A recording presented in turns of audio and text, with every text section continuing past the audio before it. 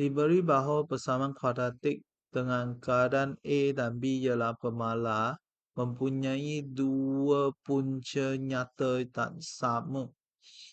So, dua punca nyata dan sama itu iaitu dia punya B square tolak 4AC adalah sama dengan kosong.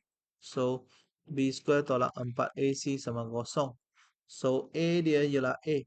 B dia ialah negatif 5B. C-nya ialah 4A. Okey, A itu ialah perkali untuk X square. Okey.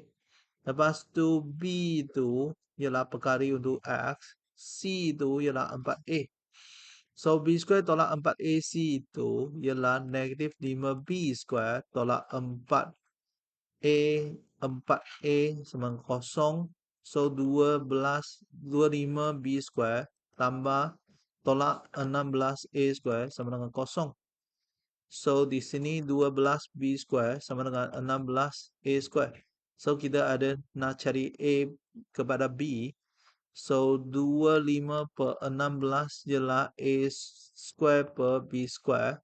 So, 5 per 4 punya square ialah A per B punya square.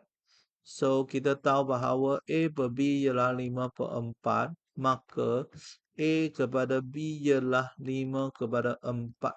So, kita kena tahu bahawa A to B itu ialah A bahagi B itu.